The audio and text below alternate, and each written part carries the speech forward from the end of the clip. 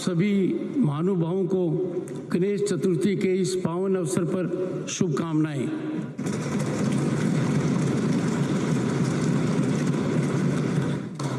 अमृत काल में ये बदलाव भारत के भविष्य और विकास के लिए सार्थक साबित होगा। माननीय सदस्य, आज के दिन का एक और महत्व दिवस है। जैन समाज आज संवत्सरी का दिन मनाता है, जो पर्युषण का अंतिम दिवस है। नरेंद्र मोदी जी को सदन को संबोधित करने के लिए आमंत्रित करता हूं।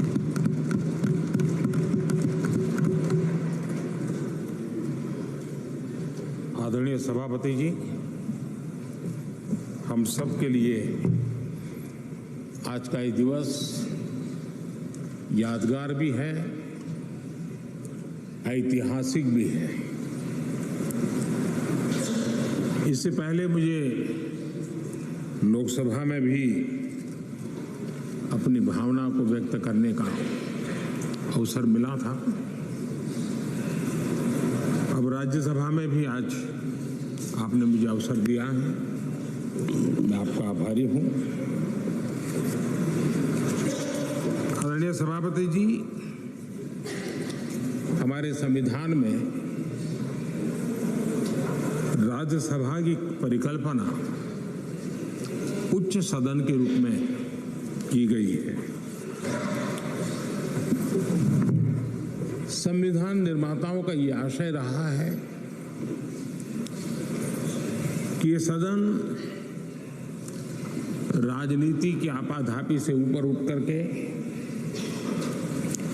गंभीर बौद्धिक विचार विमर्श का केंद्र बने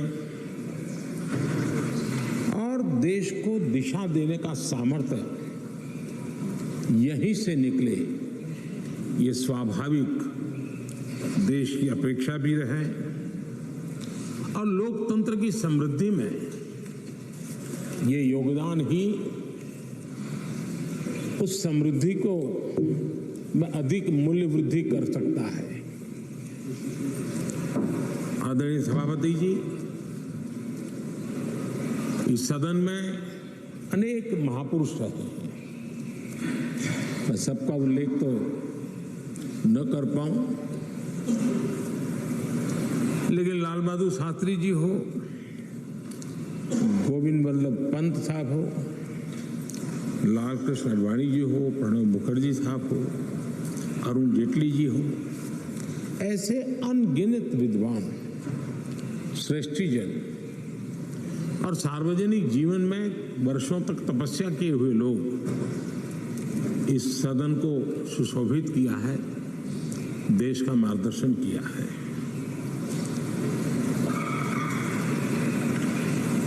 ऐसे कितने ही सदस्य जिन्होंने एक प्रकार से व्यक्ति स्वयं में एक संस्था के रहे, एक इंडिपेंडेंट थिंक टैंक के रूप में अपना सामर्थ्य देश को उसका लाभ देने वाले लोग भी हमें रहे। संसदीय इतिहास के शुरुआती दिनों में डॉक्टर सर्वपल्ली राधाकृष्णन जी ने राज्यसभा के महत्व पर कहा था कि parliament is not only A legislative but A deliberative body. Rajya Sabha से देश के जनता की अनेक ऊंची अपेक्षाएं हैं, सर्वोत्तम अपेक्षाएं हैं और इसलिए माननीय सदस्यों के बीच गंभीर विषयों की चर्चा और उसे सुनना, ये भी एक बहुत बड़ा सुखद अवसर होता है। नया संसद भवन एक सिर्फ नई बिल्डिंग नहीं है, लेकिन ये एक नई शुरुआत का प्रतीक भी है।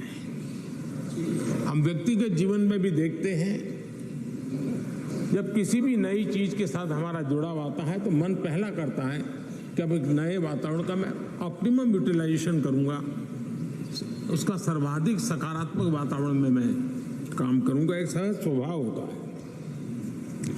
और अमृत काल की शुरुआत में ही इस भवन का निर्माण होना और इस भवन में हम सबका प्रवेश होना, ये अपने आप में हमारे देश के 140 करोड़ नागरिकों की जो आशा आकांक्षा है उसमें एक नई ऊर्जा भरने वाला बनेगा, नई आशा और नया विश्वास पैदा करने वाला बनेगा।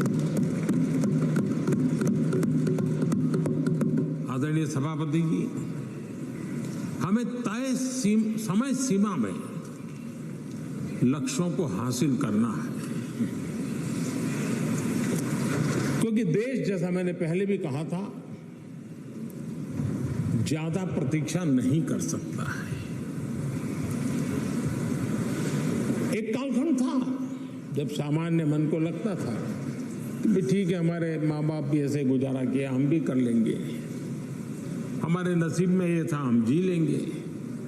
आज समाज जीवन की और खास करके नई पीढ़ी की सोच वो नहीं है और इसलिए हमें भी नई सोच के साथ, नई शैली के साथ सामान्य मानवीय की आशा आकांक्षाओं की पूर्ति के लिए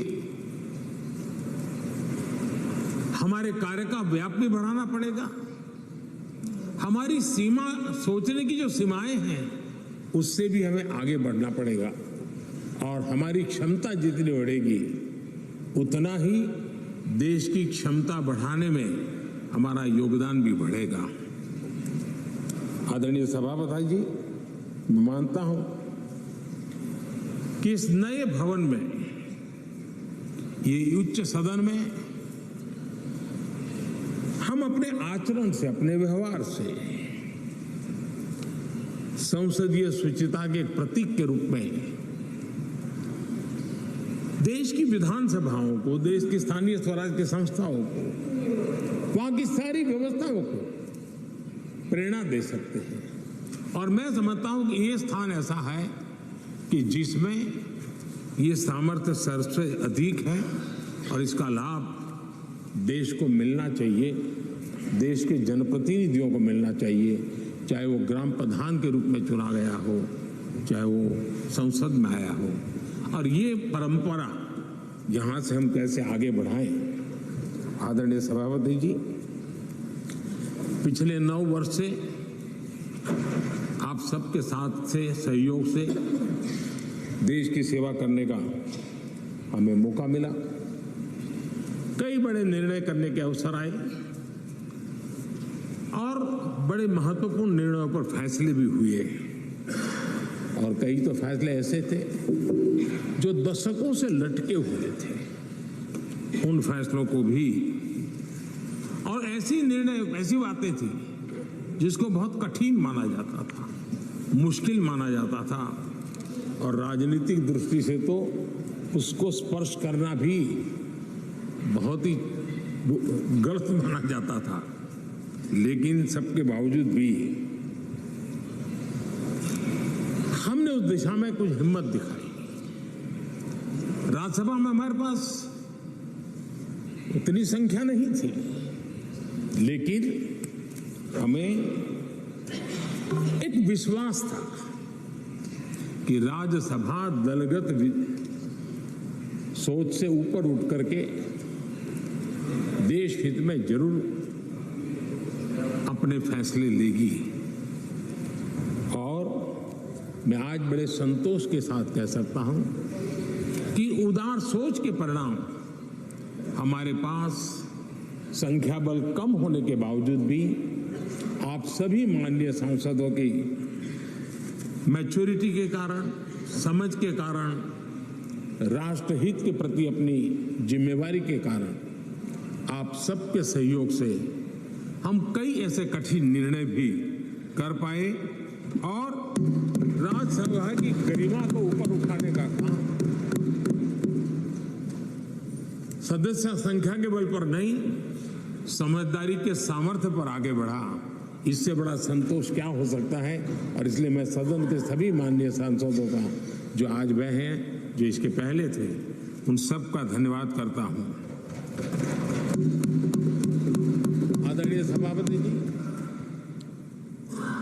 लोकतंत्र में कौन शासन में आएगा, कौन नहीं आएगा, कौन कब आएगा, ये क्रम चलता रहता है। वो बहुत स्वाभाविक भी है और वो लोकतंत्र की स्वाभाविक उसकी प्रकृति और प्रवृत्ति भी है। लेकिन जब भी विषय देश के लिए सामने आए, हम सब ने मिलकर के राजनीति से ऊपर उठ करके देश के हितों को सर्वोपरि रखते हुए कार्य करने का प्रयास किया है।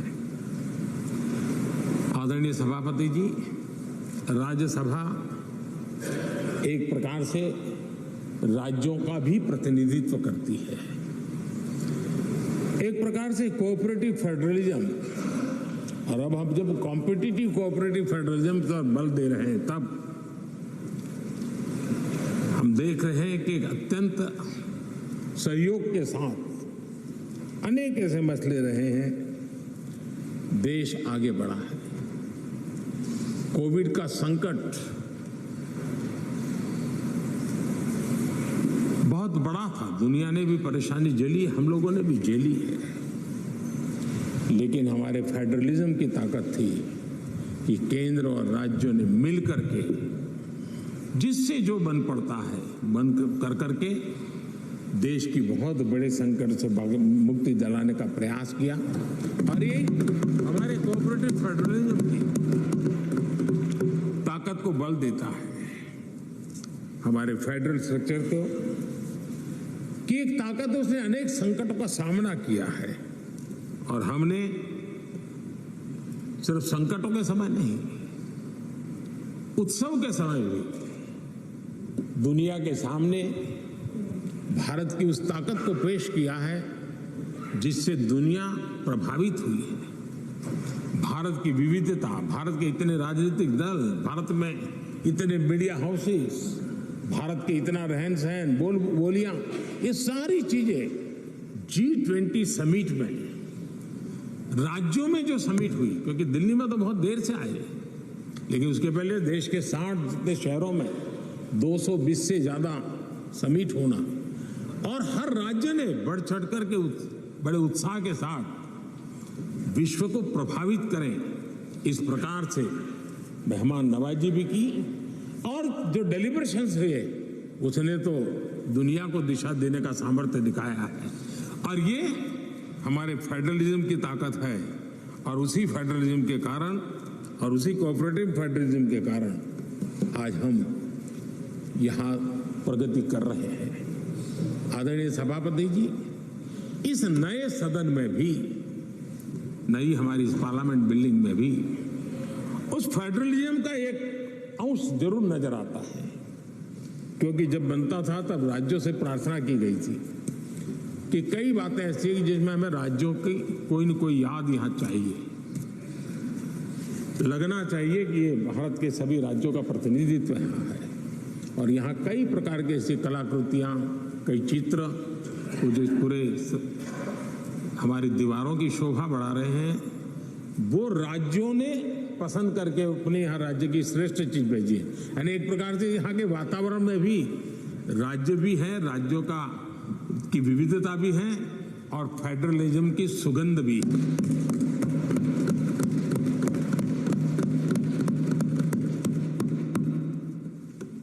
आदरणीय सभापति जी, टेक्नोलॉजी ने जीवन को बहुत तेजी से प्रभावित किया है। पहले जो टेक्नोलॉजी में बदलाव आते में 50 साल लग जाते थे, वो आजकल कुछ हफ्तों में आ जाते हैं। आधुनिकता अनिवार्यता बढ़ गई है, और आधुनिकता को मैच करने के लिए हमने अपने आप को भी निरंतर डायनेमिक रूप से आगे बढ़ाना ही पड़ेगा, तब जाकर के उस आधुनिकता के साथ हम कदम से कदम मिलाकर के आगे बढ़ सकते हैं।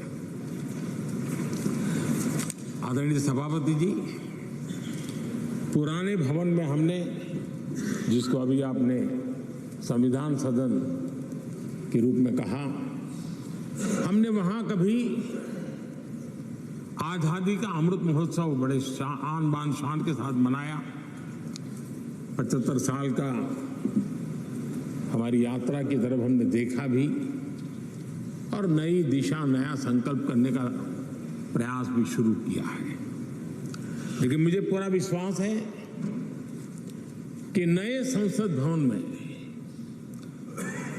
आजादी की जब हम शताब्दी मनाएंगे, वो स्वर्ण शताब्दी विकसित भारत की होगी, डेवलप इंडिया की होगी, मुझे पूरा विश्वास है। पुराने भवन में हम 5वीं अर्थव्यवस्था तक पहुंचे थे। मुझे विश्वास है कि नई संसद भवन में हम दुनिया की टॉप 3 इकोनॉमी में स्थान प्राप्त करेंगे। पुराने संसद भवन में गरीब कल्याण के अनेक इनिशिएटिव हुए, अनेक काम हुए। नए संसद भवन में हम अब 100% सैचुरेशन जिसका हक है उसको पूरा मिले। आदरणीय सभापति जी, इस नए सदन की दीवारों के साथ साथ हमें भी अब टेक्नोलॉजी के साथ अपने आप को एडजस्ट करना पड़ेगा, क्योंकि अब सारी चीजें हमारे सामने आईपैड पर है। मैं तो प्रार्थना करूंगा कि बहुत से माननीय सदस्यों को अगर कल कुछ समय निकाल करके उनकी अगर परिचित करा दिया जाए टेक्नोलॉजी से, तो उनकी सुविधा रहेगी।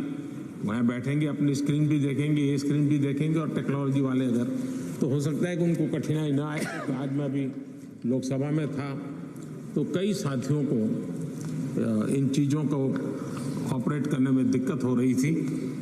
तो ये हम सबका दायित्व है कि हम उसमें सबकी मदद करें। तो कल कुछ समय निकाल करके अगर ये हो सकता है तो अच्छा होगा। आदरणीय सभापति जी, इस डिजिटल का युग है। हमने इस सदन से भी उस चीजों से आदतन हमारा हिस्सा बनाना ही होगा।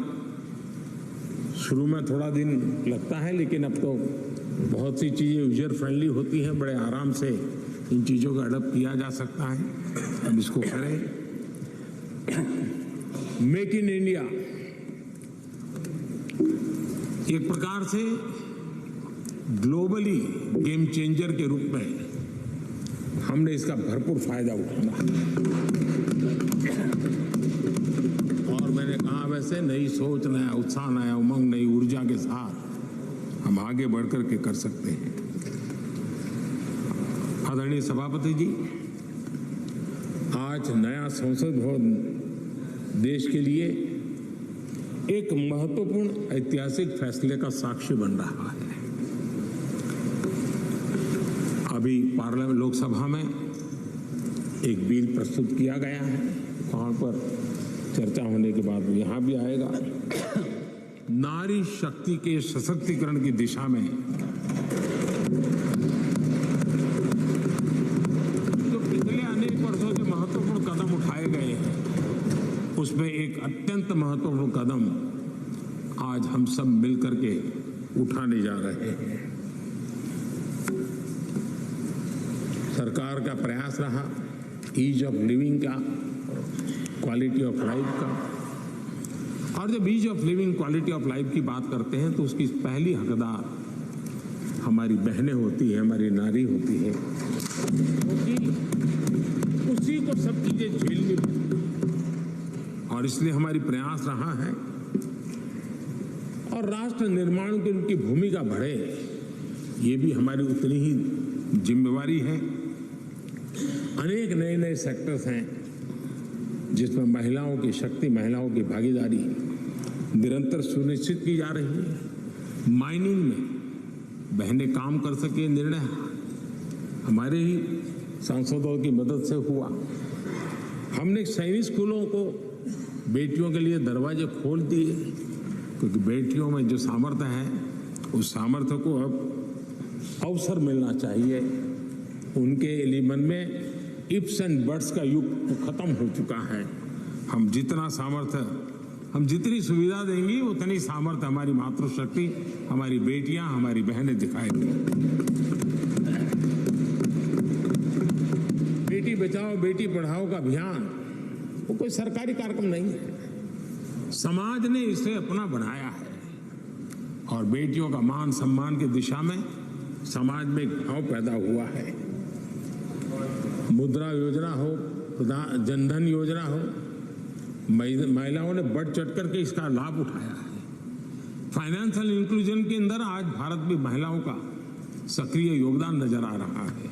ये अपने आप में मैं समझता हूं उनके परिवार के जीवन में भी उनके सामर्थ्य को प्रकट करता है, जो सामर्थ्य अब राष्ट्र जीवन में भी प्रकट होने का वक्त आ चुका है।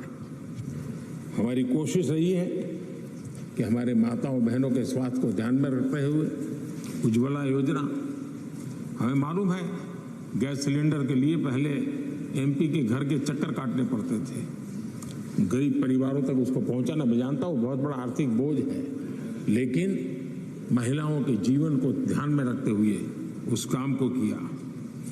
महिलाओं के सम्मान के लिए ट्रिपल तलाक लंबे अरसे से राजनीतिक लाभालाभ का शिकार हो चुका था, इतना बड़ा मानवीय निर्णय, लेकिन हम सभी माननीय सांसदों की मदद से उसको कर पाया। नारी सुरक्षा के लिए कड़े कानून बनाने का काम भी हम सब कर पाए हैं।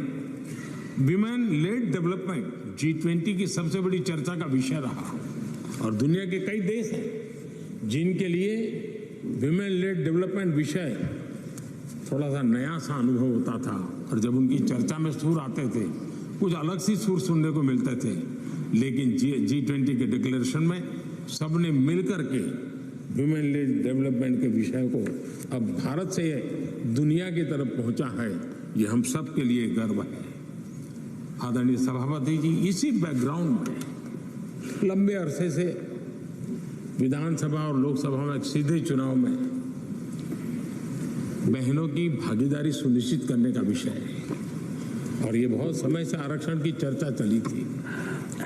हर किसी ने कुछ न कुछ प्रयास किया है और लेकिन ये 1996 से इसकी शुरुआत हुई है और अटल जी के समय तो कई बार बिल लाए गए, लेकिन नंबर कम पड़ते थे, कुछ उग्र विरोध का भी वातावरण रहता था, एक महत्वपूर्ण काम करने में काफी असुविधा होती थी। लेकिन जब नए सदन में आए हैं, नया होने का एक उमंग भी होता है, तो मुझे विश्वास है कि ये जो लंबे अरसे से चर्चा में रहा विषय है, अब इसको हमने कानून बना करके हमारे देश की विकास यात्रा में नारी शक्ति की भागीदारी सुनिश्चित करने का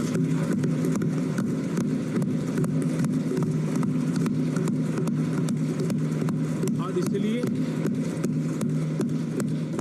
नारी शक्ति बंधन अधिनियम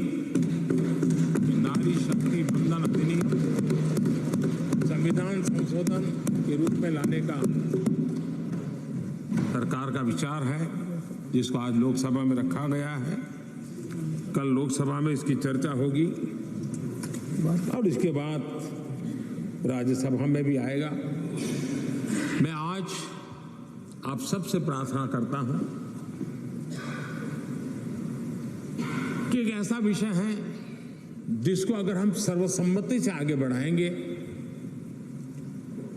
तो सच अर्थ में वो शक्ति अनेक गुना बढ़ जाएगी और जब भी बिल हम सबके सामने आए, तब मैं राज्यसभा के सभी मेरे माननीय सांसद साथियों से आज आग्रह करने आया हूं कि हम सर्वसम्मति से जब भी उसकी निर्णय करने का अवसर आए, आने वाले 1-2 दिन में आप सबके सहयोग की अपेक्षा साथ मैं मेरी वाणी को विराम देता हूं।